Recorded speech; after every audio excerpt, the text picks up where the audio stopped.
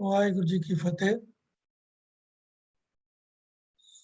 श्लोक 12 ਤੇ ਵਧੇਕ जो कि गुरु ग्रंथ ਸਾਹਿਬ जी ਦੇ ਪੰਨਾ 1410 ਦੇ ਉੱਪਰ ਆਰੰਭ ਹੁੰਦੇ ਹਨ। ਉਹਨਾਂ ਦੇ ਇੱਕ ਵਿਚਾਰ ਅਸੀਂ ਕੱਲ ਆਰੰਭ ਕੀਤੀ ਸੀ। ਇਹ ਸ਼ਲੋਕ ਉਹ ਹਨ ਜਿਹੜੇ ਗੁਰੂ ਅਰਜਨ ਪਾਤਸ਼ਾਹ ਦੁਆਰਾ ਗੁਰੂ ਗ੍ਰੰਥ ਸਾਹਿਬ ਜੀ ਦੀ ਸੰਪਾਦਨਾ ਦੇ ਸਮੇਂ ਵਾਰਾਂ ਦੇ ਨਾਲ ਸ਼ਲੋਕ ਜੋੜਨ ਤੋਂ ਬਾਅਦ ਜਿਹੜੇ ਵਧੇਕ ਬਚ ਗਏ ਸਨ, ਉਹਨਾਂ ਸਾਰੇ ਸ਼ਲੋਕਾਂ ਨੂੰ ਗੁਰੂ ਅਰਜਨ ਪਾਤਸ਼ਾਹ ਨੇ ਇਸ ਸੰਗ੍ਰਹਿ ਦੇ ਵਿੱਚ ਇਕੱਠਾ ਕੀਤਾ ਹੈ।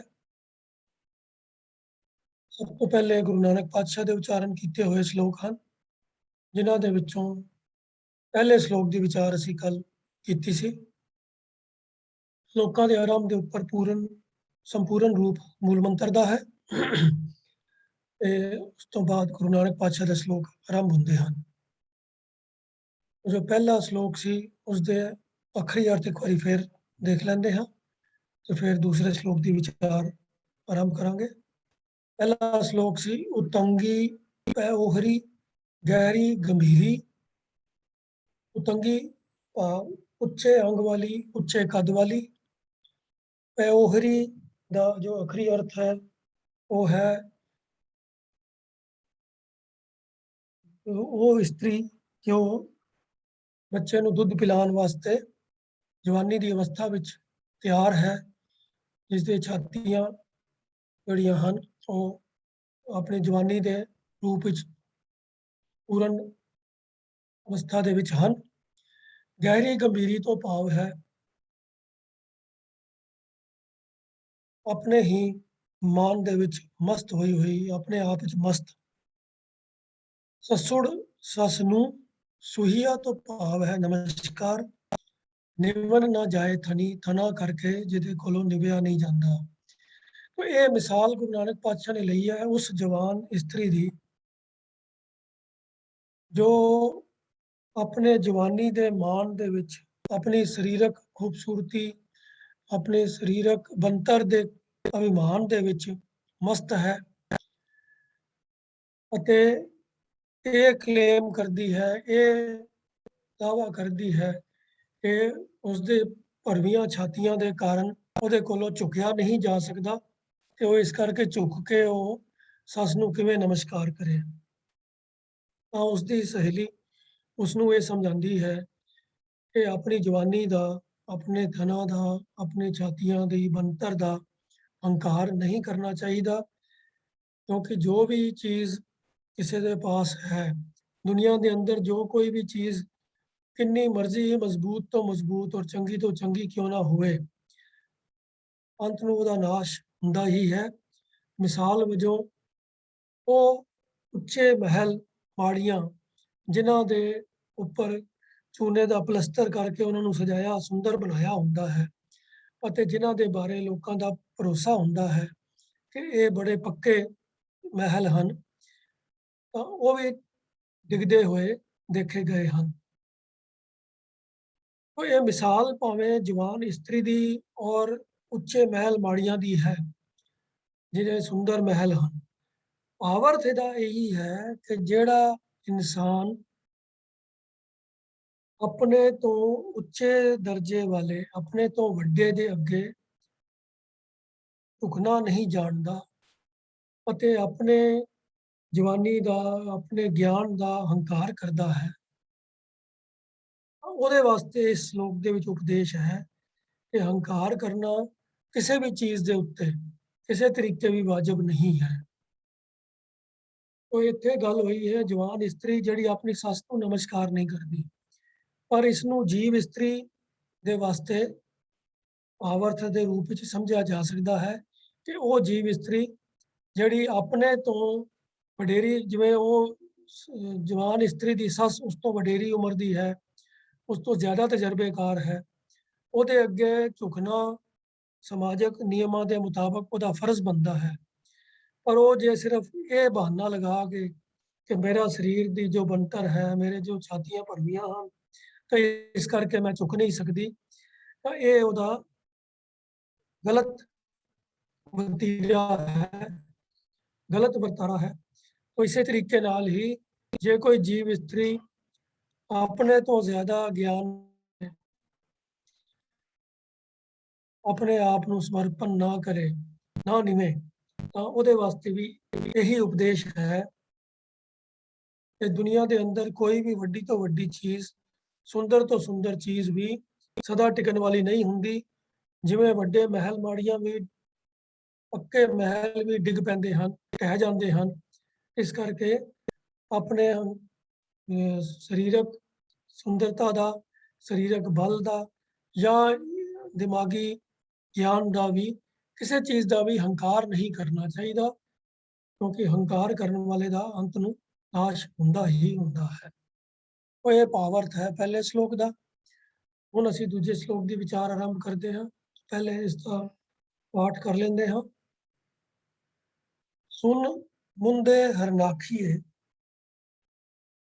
ਗੂੜਾ ਵੈਨ ਅਪਾਰ, ਪਹਿਲਾਂ ਵਸਤ ਸਿਆਣ ਕੈ ਤਾਂ ਕੀਚੈ ਵਪਾਰ, ਦੋਹੀ ਦਿਚੈ ਦੁਰਜਨਾ,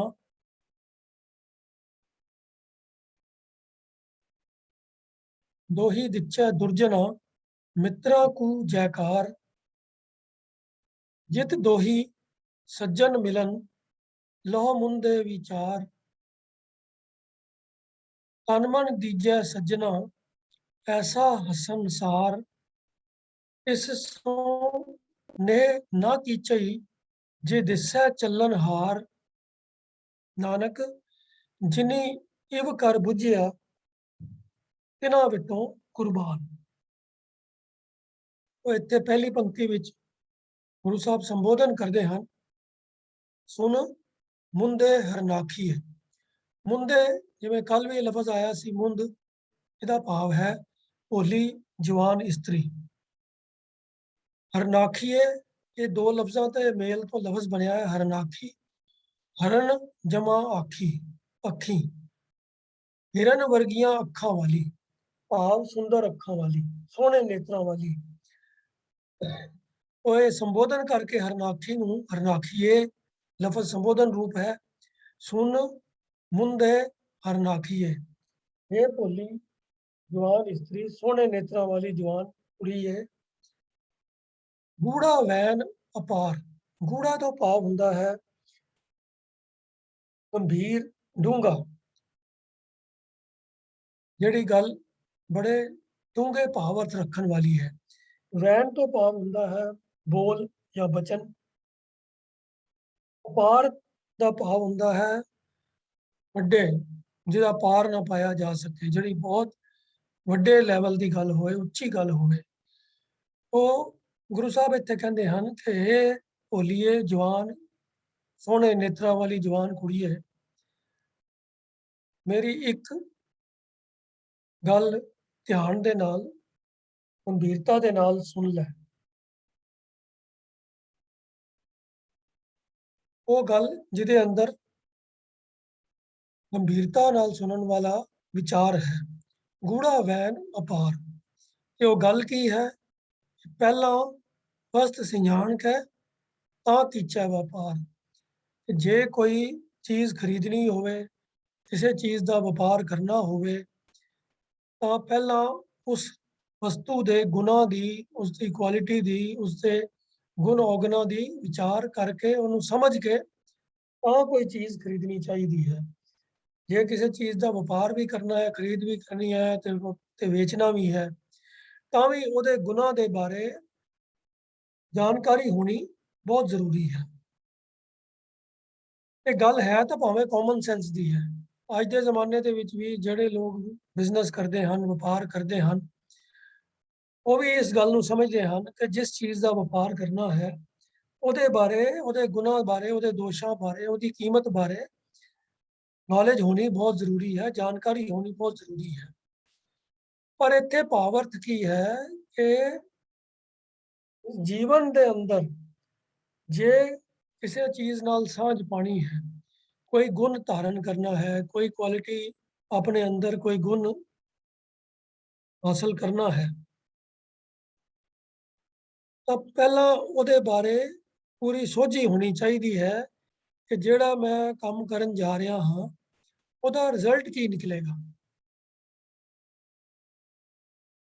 ਸੋ ਪਹਿਲਾਂ ਵਸਤ ਸਿਆਣ ਕੇ ਤਾਂ ਕੀਚੈ ਵਪਾਰ, ਕਿ ਜਿਹੜੀ ਵੀ ਚੀਜ਼ ਨੂੰ ਅਪਣਾਉਣਾ ਹੈ, ਜਿਸ ਚੀਜ਼ ਦੇ ਨਾਲ ਵਰਤੋਂ ਕਰਨੀ ਹੈ, ਜਿਸ ਚੀਜ਼ ਨੂੰ ਆਪਣੇ ਜੀਵਨ ਦੇ ਵਿੱਚ ਜਿਹਦੇ ਨਾਲ ਸੰਪਰਕ ਕਰਨਾ ਹੈ, ਜਿਹਦੀ ਵਰਤੋਂ ਕਰਨੀ ਹੈ, ਉਹਦੀ ਕੁਆਲਿਟੀਜ਼, ਉਹਦੇ ਗੁਣਾਂ ਦੇ ਬਾਰੇ ਜਾਣਕਾਰੀ ਲੈ ਲੈਣੀ ਜ਼ਿਆਦਾ ਬਹੁਤ ਜ਼ਰੂਰੀ ਹੈ।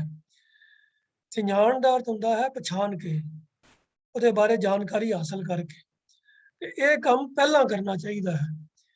ਕਈ ਲੋਕ ਇਹ ਕਹਿੰਦੇ ਹਨ ਕਿ ਜਿਉਂ-ਜਿਉਂ ਅਸੀਂ ਕੰਮ ਕਰਾਂਗੇ ਆਪੇ ਜਦੋਂ ਵਰਤਾਂਗੇ ਜੇ ਗੱਲ ਦੀ ਸਮਝ ਆ ਜਾਏਗੀ, ਪਰ ਉਹ ਕੰਮ ਕਈ ਵਾਰੀ ਬਹੁਤ ਮਹਿੰਗਾ ਪੈ ਜਾਂਦਾ ਹੈ। ਬਿਨਾਂ ਜਾਣਕਾਰੀ ਦੇ ਅਗਰ ਜੇ ਕੋਈ ਕੰਮ ਕਰ ਲਿਆ ਜਾਵੇ ਔਰ ਉਹਦੀ ਪੂਰੀ ਸਮਝ ਨਾ ਹੋਵੇ ਤਾਂ ਕਈ ਵਾਰੀ ਐਸਾ ਨੁਕਸਾਨ ਵੀ ਹੋ ਸਕਦਾ ਹੈ ਜਿਹੜਾ ਫਿਰ ਮੁੜ ਕੇ ਜਿਹਦੇ ਤੋਂ ਉਭਰਨਾ ਬਹੁਤ ਮੁਸ਼ਕਲ ਹੋ ਜਾਂਦਾ ਹੈ।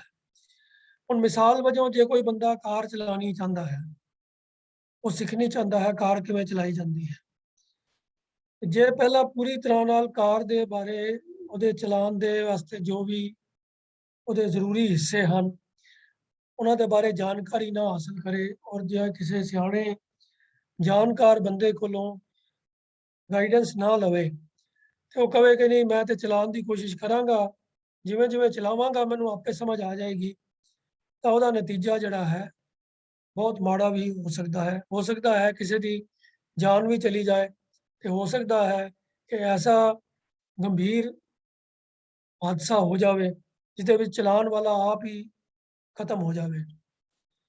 ਤਾਂ ਕਿੰਨੇ ਕੁ ਉਹਦੇ ਰਿਸਕ ਹਨ, ਉਹਦੇ ਵਿੱਚ ਕੀ ਉਹਦੇ ਫਾਇਦੇ ਹਨ, ਇਹ ਸਾਰੀਆਂ ਚੀਜ਼ਾਂ ਦੀ ਜਾਣਕਾਰੀ ਪਹਿਲਾਂ ਲੈਣੀ ਜ਼ਰੂਰੀ ਹੈ।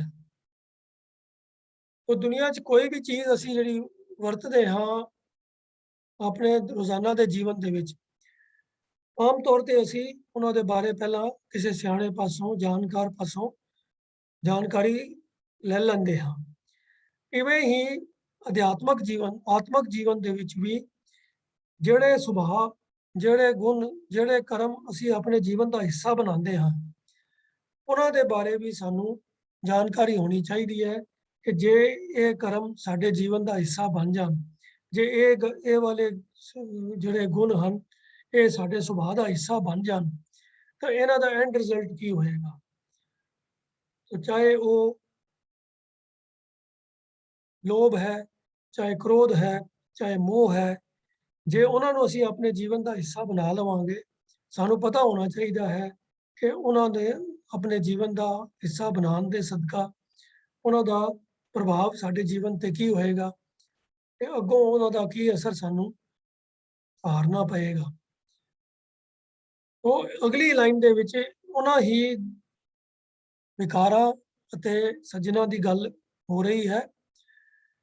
तो पहला सिद्धांत की गल गुरु साहब ने कंप्लीट कर दी है। सुन मुंदे हरनाखिए गूढ़ा वैन अपार, ये डूंगी भावपूरत गल, ये जरूरी गल, भेत वाली गल नूं ध्यान नाल सुन लै कि पहला वस जान के तां कीचे व्यापार, कि कोई भी चीज़ खरीदन लगी है, अपनान लगी है, जीवन दे विच उहनूं वरतन लगी है, तां उहदे बारे पूरी ਉਹਦੀ ਪਰਖ ਹੋਣੀ ਚਾਹੀਦੀ ਹੈ, ਉਹਦੇ ਗੁਣ ਦੋਸ਼ ਦਾ ਪੂਰਾ ਪਤਾ ਹੋਣਾ ਚਾਹੀਦਾ ਹੈ। ਅਗਲੀਆਂ ਪੰਕਤੀਆਂ ਵਿੱਚ ਇਸੇ ਗੱਲ ਨੂੰ, ਵਿਚਾਰ ਨੂੰ ਹੋਰ ਜ਼ਿਆਦਾ ਖੋਲਦੇ ਹਨ ਕਿ ਦੋਹੀ ਦਿਚੈ ਦੁਰਜਨਾ ਮਿੱਤਰਾਂ ਕੋ ਜੈਕਾਰ, ਜਿਤ ਦੋਹੀ ਸੱਜਣ ਮਿਲਨ ਲਹੋ ਮੁੰਦੇ ਵਿਚਾਰ। ਦੋਹੀ ਲਫ਼ਜ਼ ਦਾ ਜੋ ਅਖਰੀ ਅਰਥ ਹੁੰਦਾ ਹੈ ਉਹ ਹੈ ਦੁਹਾਈ। ਦੁਹਾਈ ਦਿੱਤੀ ਜਾਂਦੀ ਹੈ ਭਾਵ ਕਿ ਭਈ ਕਿਸੇ ਚੀਜ਼ ਵਾਸਤੇ ਫੋਰਸਫੁਲੀ ਆਪਣਾ ਗੱਲ ਕੀਤੀ ਜਾਂਦੀ ਹੈ ਕਿ ਭਈ ਇਹ ਇਸ ਚੀਜ਼ ਦੇ, ਕਿਸੇ ਚੀਜ਼ ਦੇ ਹੱਕ ਵਿੱਚ ਜਾਂ ਵਿਰੋਧ ਦੇ ਵਿੱਚ ਦੋਹੀ ਦੁਹਾਈ ਦੇਣੀ ਹੁੰਦੀ ਹੈ। ਜਿਵੇਂ ਕਿਸੇ ਚੀਜ਼ ਦੀ ਦੇ ਜ਼ੋਰ ਦੇ ਕੇ ਕੋਈ ਗੱਲ ਆਖੀ ਜਾਂਦੀ ਹੈ। ਆਮ ਤੌਰ ਤੇ ਅਸੀਂ ਸਾਡੇ ਬੋਲਚਾਲੇ 'ਚ ਲਫ਼ਜ਼ ਆਉਂਦੇ ਨੇ ਰੱਬ ਦੀ ਦੁਹਾਈ ਹੈ, ਭਈ ਰੱਬ ਦਾ ਦੁਹਾਈ ਕਰਕੇ ਕਿ ਰੱਬ ਨੂੰ ਸਾਖੀ ਬਣਾ ਕੇ ਪ੍ਰਭੂ ਨੂੰ ਆਪਣਾ ਸਾਖੀ ਮੰਨ ਕੇ ਇਹ ਗੱਲ ਮੈਂ ਕਹਿੰਦਾ ਕਿ ਪੂਰੇ ਨਿਸ਼ਚੇ ਦੇ ਨਾਲ। ਉਹ ਜਿਹੜੀ ਚੀਜ਼ ਦ੍ਰਿੜਤਾ ਦੇ ਨਾਲ ਕਰਨੀ ਹੋਵੇ ਉਹਦੇ ਬਾਰੇ ਲਫ਼ਜ਼ ਦੁਹਾਈ ਵਰਤਿਆ ਜਾਂਦਾ ਹੈ। तो चाहे किसी चीज़ ਨੂੰ ਅਪਣਾਉਣਾ ਹੋਵੇ, ਚਾਹੇ ਕਿਸੇ ਚੀਜ਼ ਦਾ ਤਿਆਗ ਕਰਨਾ ਹੋਵੇ, ਇਹ ਦੋ ਹੀ ਲਫ਼ਜ਼ ਦੋਵੇਂ ਪਾਸੇ ਇਸਤੇਮਾਲ ਹੋ ਸਕਦਾ ਹੈ। तो ਇੱਥੇ ਗੁਰੂ ਸਾਹਿਬ ਨੇ ਇਹਨੂੰ ਯੂਜ਼ ਕੀਤਾ ਹੈ, ਦੋਹੀ ਦਿਚੈ ਦੁਰਜਨਾ। ਦੁਰਜਨ ਤੋਂ ਭਾਵ ਹੈ ਭੈੜੇ ਲੋਕ। ਦੁਰ ਜਮਾ ਜਨ, ਦੁਰ ਮਾਨੇ बुरा ਤੇ ਜਨ ਹੈ ਜੋ ਇਨਸਾਨ ਜਿਹੜੇ। तो ਦੋਹੀ ਤੋਂ ਭਾਵ ਹੁੰਦਾ ਹੈ ਪੂਰਾ ਜ਼ੋਰ ਲਗਾ ਕੇ, ਪੂਰੀ ਦ੍ਰਿੜਤਾ ਦੇ ਨਾਲ। तो पूरी दुहाई दे के दुर्जना पासों दूर रहन का यतन करना चाहिए है। ਤੇ ਉਹ ਜਿਹੜੇ ਆਤਮਿਕ ਜੀਵਨ ਦੇ ਵੈਰੀ ਹਨ, ਵਿਕਾਰ ਹਨ, ਉਹਨਾਂ ਤੋਂ ਬਚਣ ਦੀ ਦੁਹਾਈ ਦਿੰਦੇ ਰਹਿਣਾ ਚਾਹੀਦਾ ਹੈ। तो ਦੋਹੀ ਦਿਚੈ ਦੁਰਜਨਾ ਦਾ ਭਾਵ ਅਰਥ ਹੈ ਕਿ ਜਿਹੜੇ ਭੈੜੇ ਲੋਕ ਹਨ ਉਹਨਾਂ ਤੋਂ ਬਚਣ ਵਾਸਤੇ ਪੂਰੀ ਦ੍ਰਿੜਤਾ ਦੇ ਨਾਲ ਸੁਚੇਤ ਰਹਿਣਾ ਚਾਹੀਦਾ ਹੈ। ਇਸੇ ਤਰੀਕੇ ਹੀ ਇਹਨਾਂ ਦਾ ਜੋ ਭਾਵ ਅਰਥ ਹੈ ਕਿ ਵਿਕਾਰ ਜਿਹੜੇ ਸਾਡੇ ਆਤਮਿਕ ਜੀਵਨ ਦੇ ਵਾਸਤੇ ਬੁਰੇ ਹਨ, ਭੈੜੇ ਹਨ, ਨੁਕਸਾਨਦੇਹ ਹਨ, ਉਹਨਾਂ ਤੋਂ ਦੂਰ ਰਹਿਣ ਵਾਸਤੇ, ਉਹਨਾਂ ਤੋਂ ਬਚਣ ਵਾਸਤੇ ਸਾਨੂੰ ਪੂਰਾ ਯਤਨ ਕਰਦੇ ਰਹਿਣਾ ਚਾਹੀਦਾ ਹੈ। ਤੇ ਇਹਦੇ ਵਾਸਤੇ ਹੋਰ ਦੂਜਾ ਕੀ ਕੰਮ ਹੈ? ਮਿੱਤਰਾਂ ਕੂ ਜੈਕਾਰ। ਉਹ ਜਿਹੜੇ ਗੁਣ, ਜਿਹੜੇ ਸ਼ੁਭ ਗੁਣ ਜਿਹੜੇ ਸਾਡੇ ਮਿੱਤਰ ਹਨ, ਉਹਨਾਂ ਦੀ ਜੈ ਜੈਕਾਰ ਕਰਨੀ ਚਾਹੀਦੀ ਹੈ, ਉਹਨਾਂ ਦੀ ਸਿਫਤ ਕਰਨੀ ਚਾਹੀਦੀ ਹੈ। तो ਸਾਡੇ ਸੱਜਣ ਕੌਣ ਹਨ? ਗੁਣ, ਸ਼ੁਭ ਗੁਣ ਜਿਹੜੇ ਹਨ। ਤੇ ਗੁਣ ਪ੍ਰਾਪਤ ਕਿੱਥੋਂ ਹੁੰਦੇ ਹਨ? ਸਾਰੇ ਗੁਣਾਂ ਦਾ ਦਾਤਾ ਪ੍ਰਭੂ ਪਰਮਾਤਮਾ ਹੈ। ਤੇ ਪ੍ਰਭੂ ਪਰਮਾਤਮਾ ਦੀ ਹੀ ਸਿਫਤ ਸਲਾਹ ਕਰਨੀ ਚਾਹੀਦੀ ਹੈ ਤਾਂ ਕਿ ਸਾਡਾ ਸਾਥ ਗੁਣਾਂ ਦੇ ਨਾਲ ਬਣਿਆ ਰਹੇ। तो ये जो एक संक्षेप जी पंक्ति है, ये भावार्थ बड़े डूंगे हैं। दोही दिचै दुर्जना मित्रा कू जयकार। ते अगली पंक्ति ये नाल दी रलदी है कि जित दोही सज्जन मिलन लो मुंदे विचार। जिस दुहाई की बरकत दे नाल, जिस दृढ़ता वाले कर्म दे नाल सज्जनों के नाल मिलाप हो जाए, और शुभ गुण मिल जान, प्राप्त हो जान। लो मुंदे, हे मुंदे उसदी विचार तू कर लै। लहो मुंदे विचार, उन्होंने तो विचार लै, चंगी तरह नाल समझ के अपने हिरदे विच टिका लै। उन्होंने समझ के उन्हां दी वरतों कर। जिस दुहाई दे नाल, जिस यतन दे नाल सज्जना दे नाल मिलाप हुंदा है। सज्जन कौन हन? ਉਹ ਹਨ शुभ गुण। ਉਹ शुभ गुणां ਦੀ ਪ੍ਰਾਪਤੀ ਵਾਸਤੇ ਜਿਹੜਾ ਵੀ ਯਤਨ ਕਰਨਾ ਪੈਂਦਾ ਹੈ ਉਹ ਕਰ ਲੈਣਾ ਚਾਹੀਦਾ ਹੈ, ਔਰ ਉਹਦੀ ਪੂਰੀ ਸਮਝ ਵੀ ਰੱਖਣੀ ਚਾਹੀਦੀ ਹੈ।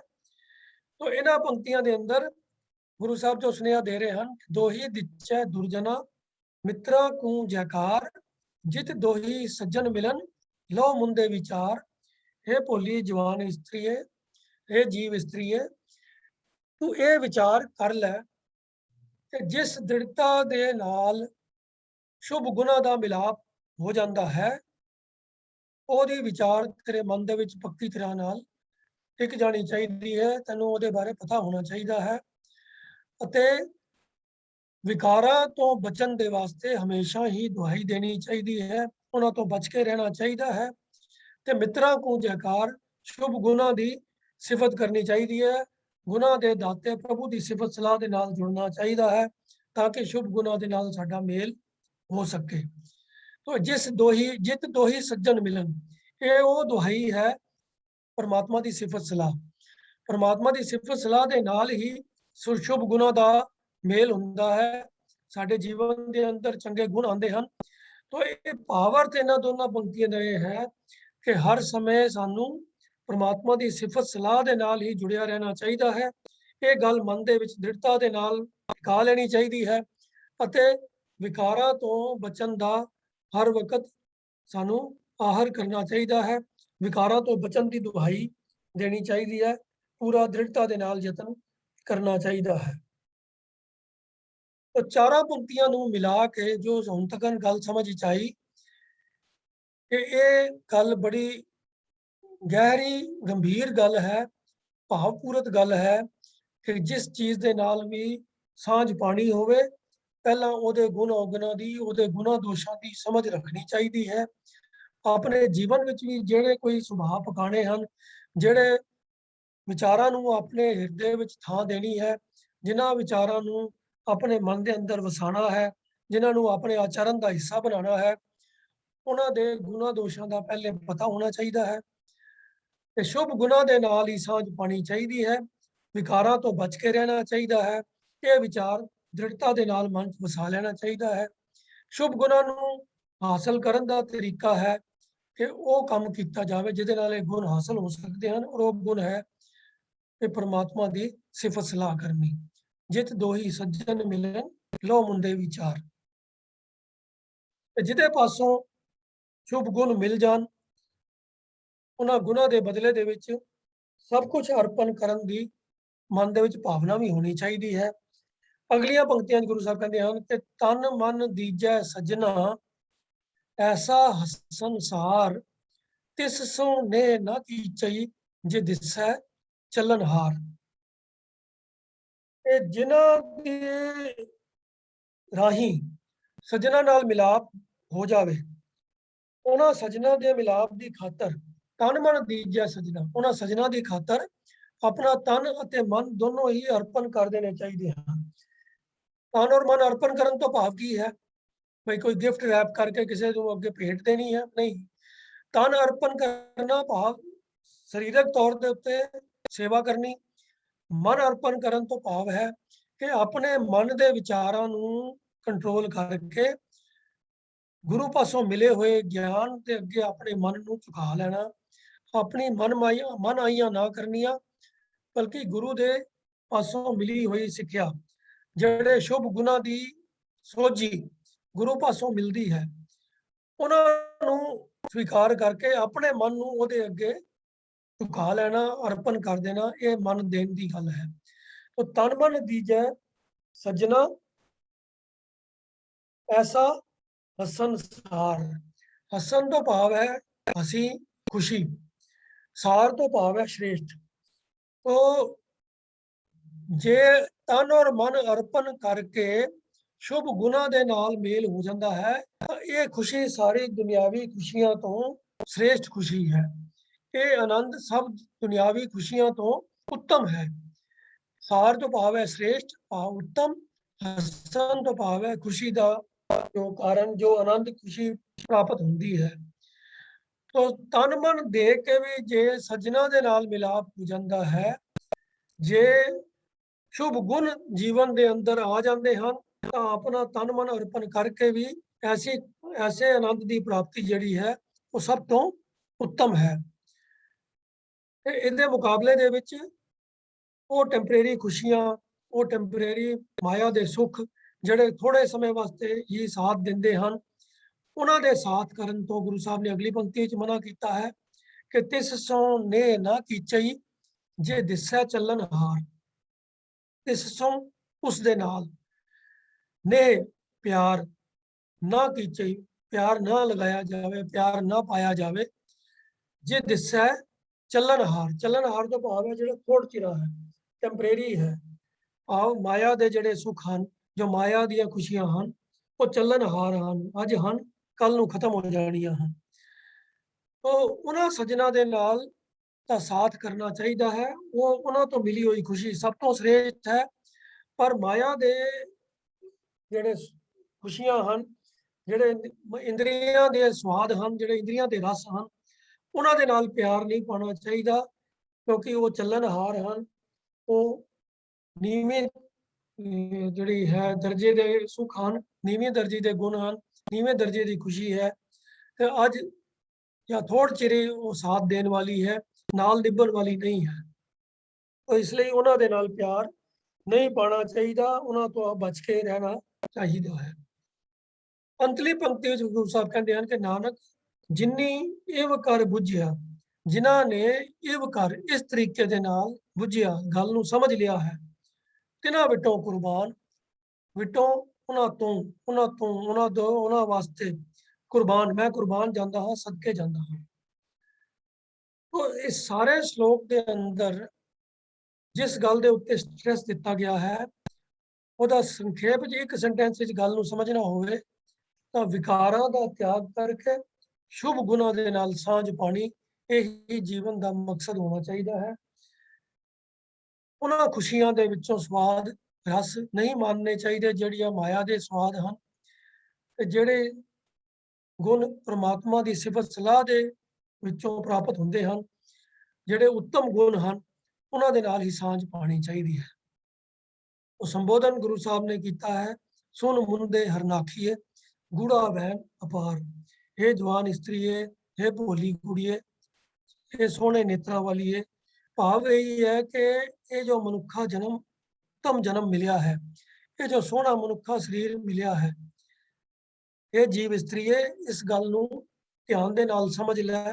ये जो जरूरी गल है इसनूं समझ लै कि ਜਿਹੜੇ भी चीज़ नूं जिंदगी च अपनाना है, पहला ਉਹਦੇ गुण और दोष ਦੇ ਬਾਰੇ ਜਾਣਕਾਰੀ ਹਾਸਲ ਕਰ ਲੈਣੀ ਚਾਹੀਦੀ ਹੈ। ਇਹ ਗੱਲ ਸਮਝ ਲੈਣੀ ਚਾਹੀਦੀ ਹੈ ਕਿ ਜਿਹੜੇ ਕਰਮ ਮੈਂ ਆਪਣੇ ਜੀਵਨ ਦਾ ਹਿੱਸਾ ਬਣਾ ਰਿਹਾ ਹਾਂ, ਜਿਹੜੇ ਸੁਭਾਅ, ਜਿਹੜੇ ਕੰਮ ਮੈਂ ਆਪਣੇ ਸੁਭਾਅ ਦਾ ਹਿੱਸਾ ਬਣਾ ਰਿਹਾ ਹਾਂ, ਉਹਨਾਂ ਦਾ ਰਿਜ਼ਲਟ ਕੀ ਹੋਏਗਾ, ਉਹਨਾਂ ਦੇ ਵਿੱਚੋਂ ਮੈਨੂੰ ਹਾਸਲ ਕੀ ਹੋਏਗਾ। ਤਾਂ ਇਸ ਲਈ ਗੱਲ ਖੋਲ ਕੇ ਸਮਝਾਈ ਕਿ ਜਿਹੜੇ ਵਿਕਾਰ ਹਨ, ਜਿਹੜੇ ਮਾੜੇ ਲੋਕ ਹਨ, ਉਹਨਾਂ ਤੋਂ ਬਚਣ ਦੀ ਹਮੇਸ਼ਾ ਦੁਹਾਈ ਦੇਣੀ ਚਾਹੀਦੀ ਹੈ। ਦ੍ਰਿੜਤਾ ਦੇ ਨਾਲ ਉਹਨਾਂ ਤੋਂ ਬਚਾਅ ਕਰਨਾ ਚਾਹੀਦਾ ਹੈ ਤੇ ਸ਼ੁਭ ਗੁਣਾਂ ਦੀ ਜੈ ਜੈਕਾਰ ਕਰਨੀ ਚਾਹੀਦੀ ਹੈ। ਸ਼ੁਭ ਗੁਣਾਂ ਦੇ ਦਾਤੇ ਪ੍ਰਭੂ ਪਰਮਾਤਮਾ ਦੀ ਸਿਫਤ ਸਲਾਹ ਜੁੜਨੀ ਦੇ ਵਿੱਚ ਜੁੜਨਾ ਚਾਹੀਦਾ ਹੈ। ਜਿਸ ਉਦਮ ਦੇ ਨਾਲ, ਜਿਸ ਦੁਹਾਈ ਦੇ ਨਾਲ ਸ਼ੁਭ ਗੁਣਾਂ ਦੀ ਪ੍ਰਾਪਤੀ ਹੁੰਦੀ ਹੈ, ਸੱਜਣ ਮਿਲਨੇ ਹਨ। हे ਜੀਵ ਇਸਤਰੀਏ, ਉਹਨਾਂ ਦੀ ਵਿਚਾਰ ਕਰ ਲੈ, ਉਹਨਾਂ ਦੇ ਬਾਰੇ ਸਮਝ, ਉਹਨਾਂ ਦੇ ਬਾਰੇ ਗਿਆਨ ਹਾਸਲ ਕਰ ਲੈ। ਔਰ ਜਿੱਥੋਂ ਗੁਣ ਹਾਸਲ ਹੋ ਜਾਣ, ऐसे गुरु दे अगे, जिस गुरु दे द्वारा शुभ गुणा की दात प्राप्त हो सकती है, ਉਹਦੇ ਅੱਗੇ अपना तन और मन दोवें अर्पण कर देने चाहिए हैं ਤੇ ਉਹਦੇ ਪਾਸੋਂ फिर जो गुणा की दात मिले और ਉਹਦੇ ਵਿੱਚੋਂ जो आनंद की प्राप्ति होवे, वो आनंद सब तो श्रेष्ठ है, सब तो उत्तम है। दुनियावी सुख, दुनियावी रस जो माया के थोड़ चिरे रस हैं, ਉਹਨਾਂ ਦੇ ਨਾਲ प्यार नहीं पाना चाहिए ਜਿਹੜੇ तेरा साथ देने वाले नहीं हैं। जिस भी जीव इस्त्री ने, जिस भी गुरसिख ने ये गल इस तरीके की गल नूं समझ लिया है, गुरु साहब कहते हैं कि मैं उन्हां तो सदके जाता हाँ, उन्हां तो कुर्बान जाता हाँ। भाव यह है कि ऐसे गुरसिख जिहड़े हैं वो अपना जीवन सफल करने वाले हैं, मनुखा जीवन की नूं सफलता दे नाल बिताउण वाले जीव हैं, जिन्हां दे जीवन व्यर्थ नहीं जाएगा। उन्हां तो गुरु साहब कहते हैं कि मैं सदके कुर्बान जाता हाँ, ਜਿਹੜੇ ਇਸ ਗੱਲ ਨੂੰ ਸਮਝ ਲੈਂਦੇ ਹਨ ਕਿ ਵਿਕਾਰਾਂ ਦਾ ਤਿਆਗ ਕਰਕੇ ਸ਼ੁਭ ਗੁਣਾਂ ਦੇ ਨਾਲ ਸਾਂਝ ਪਾ ਲੈਣੀ ਚਾਹੀਦੀ ਹੈ। ਇਹ ਦੂਸਰੇ ਸ਼ਲੋਕ ਦਾ ਜੋ ਭਾਵ-ਅਰਥ ਹੈ। ਇਸ ਤੋਂ ਅੱਗੇ ਹੁਣ ਤੀਸਰਾ ਸ਼ਲੋਕ ਹੈ, ਜੇ ਤੂੰ ਤਾਰੂ ਪਾਨ ਤਾਹੂ ਪੁੱਛ ਤਿੜਨ ਕਲ, ਤਾਹੂ ਖਰੇ ਸੁਜਾਨ ਵੰਜਾ ਏਨੀ ਕਪਰੀ। जे तू तारू पान, पान का अर्थ है पानी ते तारू पान का अर्थ है पानी के उत्ते तरन वाला, जिन्हों पानी के उत्ते तैरना आंदा है, भाव तैराक।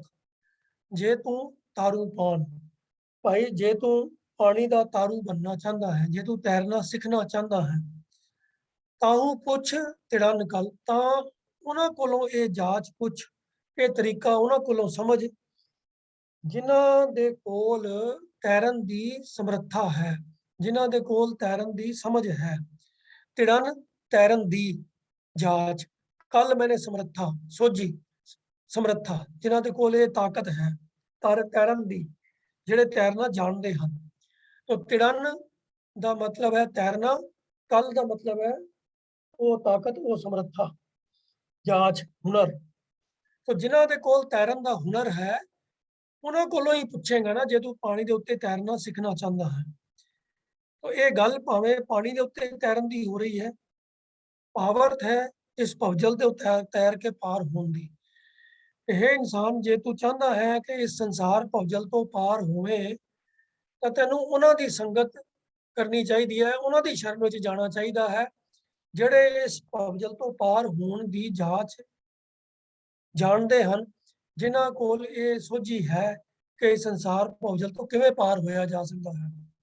भाव पूरे गुरु पास ही जाके ये जाच सीखनी चाहिए है, उन्हां दी शरण विच पैना चाहिए है। अगली पंक्ति का ध्यान कि ताहू खरे सुजान वंजा इन्नी कपरी। ਇਹ ਅਸਲ ਸਿਆਣੇ ਖਰੇ ਸੁਜਾਨ ਪੱਕੇ ਤੌਰ ਤੇ ਉਤੇ ਸਿਆਣੇ ਸੁਜਾਨ ਉਹੀ ਇਨਸਾਨ ਹਨ ਜਿਹੜੇ ਇਸ ਤਰੀਕੇ ਦੇ ਨਾਲ ਤੈਰਨ ਦੀ ਜਾਂਚ ਸਿੱਖ ਲੈਂਦੇ ਹਨ ਤੇ ਇਸੇ ਤਰੀਕੇ ਦੇ ਨਾਲ ਹੀ ਉਹਨਾਂ ਦੀ ਸੰਗਤ ਵਿੱਚ ਰਹਿ ਕੇ ਹੀ ਮੈਂ ਵੀ ਇਸ ਸਮੁੰਦਰ ਦੀ ਲਹਿਰਾਂ ਤੋਂ ਪਾਰ ਹੋ ਸਕਦਾ ਵੰਝਾਂ ਇੰਨੀ ਕਪਰੀ ਵੰਝਾਂ ਮੈਂ ਵੀ ਲੰਘ ਸਕਦਾ ਹਾਂ ਪਾਰ ਹੋ ਸਕਦਾ ਹਾਂ ਇੰਨੀ ਇਹਨਾਂ ਕਪਰੀ ਦਾ ਭਾਵ ਹੁੰਦਾ ਹੈ ਲਹਿਰਾਂ ਉਹ ਜੋ ਸਮੁੰਦਰ ਦੇ ਅੰਦਰ ਲਹਿਰਾਂ ਹੁੰਦੀਆਂ ਹਨ ਜੇ ਉਹਨਾਂ ਲਹਿਰਾਂ ਤੋਂ ਪਾਰ ਹੋਣਾ ਹੈ ਤਾਂ ਪਹਿਲਾਂ ਉਹ ਜਾਂਚ ਸਿੱਖਣੀ ਪਵੇਗੀ ਜਿਸ ਦੇ ਨਾਲ ਇਹ ਲਹਿਰਾਂ ਤੋਂ ਪਾਰ ਹੋਣ ਦਾ ਤਰੀਕਾ ਸਮਝ ਵਿੱਚ ਆ ਜਾਵੇ ਤੇ ਉਹ ਤਰੀਕਾ ਮਿਲੇਗਾ ਉਹਨਾਂ ਪਾਸੋਂ ਜਿਹੜੇ ਇਹ ਕੰਮ ਕਰਨਾ ਜਾਣਦੇ ਹਨ ਜਿਹੜੇ ਇਹਨਾਂ ਲਹਿਰਾਂ ਤੋਂ ਪਾਰ ਹੋ ਕੇ ਕਈ ਵਾਰੀ ਤੈਰ ਚੁੱਕੇ ਹਨ ਉਹ ਦੁਨੀਆ ਦੇ ਵਿੱਚ ਸਿਆਣੇ ਬੰਦੇ ਉਹੀ ਹਨ ਜਿਹੜੇ ਪਹਿਲਾਂ ਕਿਸੇ ਤੈਰਾਕ ਦੇ ਪਾਸੋਂ ਜਾਣਕਾਰ ਦੇ ਪਾਸੋਂ ਢੰਗ ਤਰੀਕਾ ਸਿੱਖ ਕੇ ਫਿਰ ਤਰਨ ਦੀ ਕੋਸ਼ਿਸ਼ ਕਰਦੇ ਹਨ ਤੇ ਜੇ ਕੋਈ ਬਿਨਾਂ ਤਿਆਰੀ ਕੀਤਿਆਂ ਹੀ ਸਿੱਧਾ ਹੀ ਛਾਲ ਮਾਰ ਦੇਵੇ ਤਾਂ ਕੋਈ ਬਹੁਤੀ ਹੈਰਾਨੀ ਨਹੀਂ ਹੋਏਗੀ ਜੇ ਉਹਦਾ ਰਿਜ਼ਲਟ ਸਭ ਨੂੰ ਪਤਾ ਲੱਗ ਜਾਵੇ ਕਿ ਅਣਜਾਣ ਬੰਦਾ ਜੇ ਪਾਣੀ ਵਿੱਚ ਬਿਨਾਂ ਤਿਆਰੀ ਦੇ ਡੁਬਕੀ ਮਾਰੇਗਾ ਤਾਂ ਡੁੱਬ ਹੀ ਜਾਏਗਾ ਉਹ ਗੱਲ ਇੱਥੇ ਭਾਵੇਂ ਪਾਣੀ ਵਿੱਚ ਤੈਰਨ ਦੀ ਹੋ ਰਹੀ ਹੈ ਪਰ ਇੱਥੇ ਜੋ ਮੈਸੇਜ ਹੈ ਉਹ ਹੈ ਕਿ ਜੀਵਨ ਦੇ ਵਿੱਚ ਸੰਸਾਰ ਭਵਜਲ ਦੇ ਵਿੱਚ ਜਿਹੜੇ ਵਿਸ਼ੇ ਵਿਕਾਰਾਂ ਦੀਆਂ ਜੋ ਲਹਿਰਾਂ ਹਨ ਉਹਨਾਂ ਦੇ ਨਾਲ ਮੁਕਾਬਲਾ ਕਰਨ ਵਾਸਤੇ ਤਿਆਰੀ ਕਰਨ ਦੀ ਜੋ ਹੈ ਸਿੱਖਿਆ ਦਿੱਤੀ ਜਾ ਰਹੀ ਹੈ ਤੇ ਨਾਲ ਹੀ ਸੇਧ ਦਿੱਤੀ ਜਾ ਰਹੀ ਹੈ ਕਿ ਇਹ ਤਿਆਰੀ ਉਹਨਾਂ ਦੀ ਸ਼ਰਨ ਵਿੱਚ ਪੈ ਕੇ ਉਹਨਾਂ ਪਾਸੋਂ ਜਾਣਕਾਰੀ ਹਾਸਲ ਕਰਕੇ ਹੀ ਕੀਤੀ ਜਾ ਸਕਦੀ ਹੈ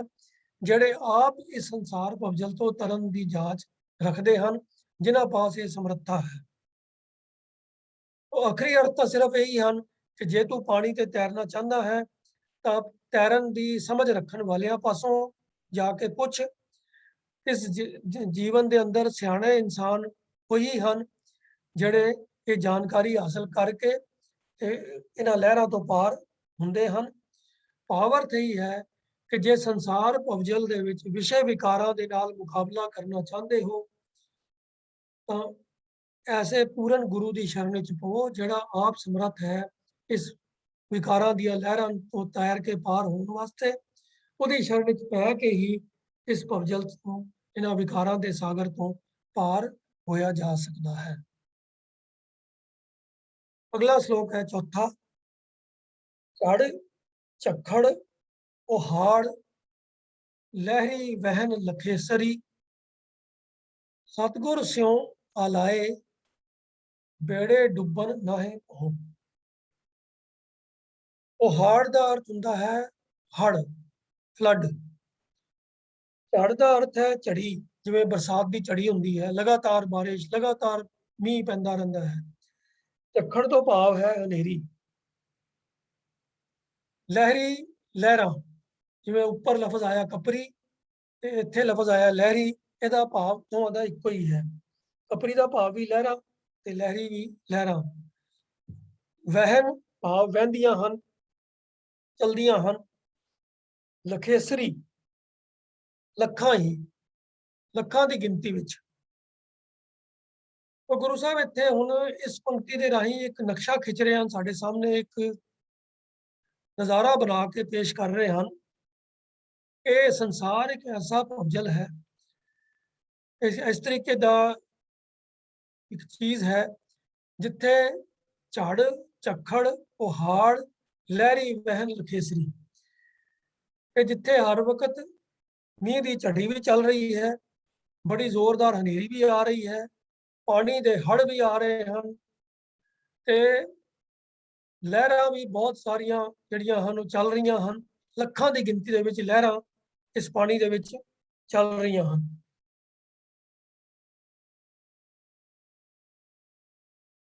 ਹਾਂਜੀ ਡਿਸਪਲੇ ਦੁਬਾਰਾ ਕਰ ਦੇਣਾ ਝੜ ਝੱਖੜ ਉਹਾੜ ਲਹਿਰੀ ਵਹਿਨ ਲਖੇਸਰੀ ਉਹ ਇਹ ਜੋ ਨਜ਼ਾਰਾ ਪੇਸ਼ ਕਰਕੇ ਗੁਰੂ ਸਾਹਿਬ ਕਹਿੰਦੇ ਹਨ ਕਿ ਵੀ ਜਦੋਂ ਇਹੋ ਜਿਹੇ ਹਾਲਾਤ ਹੋਣ ਤਾਂ ਇੱਥੋਂ ਪਾਰ ਕਿਵੇਂ ਹੋਇਆ ਜਾ ਸਕਦਾ ਹੈ। ਉਹ ਆਪਣੀ ਜੇ ਜ਼ਿੰਦਗੀ ਦੀ ਬੇੜੀ ਨੂੰ ਕੋਈ ਬਚਾਉਣਾ ਚਾਹੁੰਦਾ ਹੈ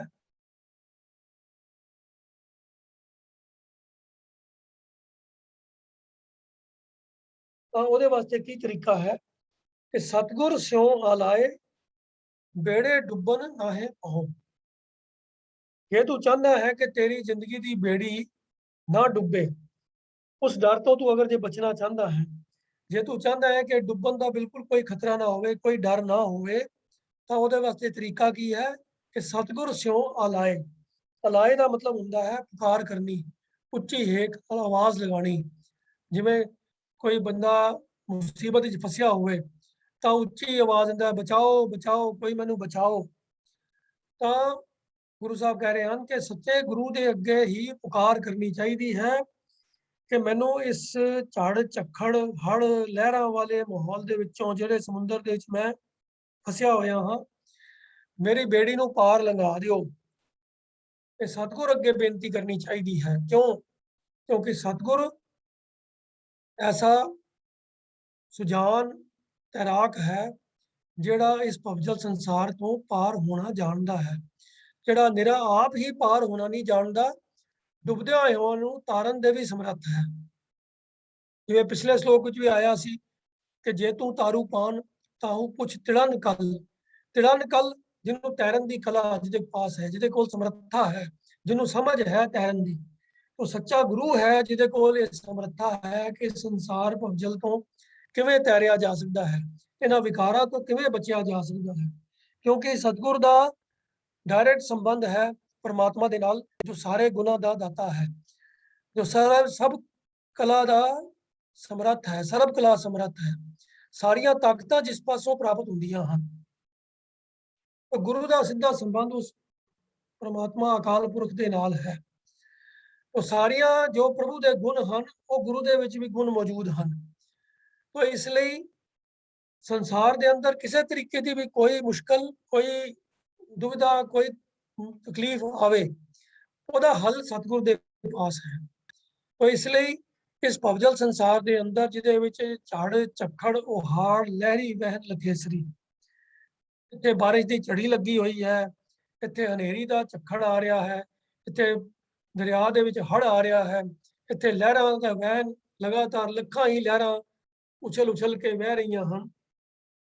ਭਾਵ ਕੀ ਹੈ ਕਿ ਭਾਂਤ ਭਾਂਤ ਦੇ ਦੁਨੀਆ ਦੇ ਵਿੱਚ ਐਸੇ ਹਾਲਾਤ ਬਣ ਜਾਂਦੇ ਹਨ ਕਿ ਜਦੋਂ ਇਨਸਾਨ ਨੂੰ ਪਰਮਾਨ ਵਾਸਤੇ ਅਨੇਕਾਂ ਹੀ ਔਗਣ, ਅਨੇਕਾਂ ਹੀ ਵਿਕਾਰ, ਅਨੇਕਾਂ ਹੀ ਤਰ੍ਹਾਂ ਦੇ ਲੁਭਾਵਨੇ ਪਦਾਰਥ ਮਾਇਆ ਦੇ ਵੱਖ-ਵੱਖ ਰੰਗ ਬਦਲ ਕੇ ਇਨਸਾਨ ਦੀ ਜ਼ਿੰਦਗੀ ਵਿੱਚ ਉਹਦੇ ਸਾਹਮਣੇ ਆਉਂਦੇ ਹਨ, ਜਿਨ੍ਹਾਂ ਦੇ ਵਿੱਚ ਉਹ ਇਨਸਾਨ ਫਸ ਕੇ ਡੁੱਬ ਜਾਂਦਾ ਹੈ। ਜੀਵਨ ਦੇ ਅੰਦਰ ਕਈ ਤਰ੍ਹਾਂ ਦੇ ਐਸੇ ਹਾਲਾਤ ਬਣ ਜਾਂਦੇ ਹਨ ਕਿ ਜਿਵੇਂ ਉਹਦੇ ਉੱਤੇ ਮੁਸੀਬਤਾਂ ਦੀ ਝੜੀ ਲੱਗ ਜਾਂਦੀ ਹੈ, ਜਾਂ ਐਸੀ ਹਨੇਰੀ ਆ ਜਾਂਦੀ ਹੈ ਕਿ ਬੰਦੇ ਨੂੰ ਸੋਝ ਹੀ ਨਹੀਂ ਪੈਂਦੀ ਕਿ ਹੁਣ ਮੈਂ ਕਿਹੜੇ ਪਾਸੇ ਜਾਵਾਂ, ਕੀ ਕਰਾਂ।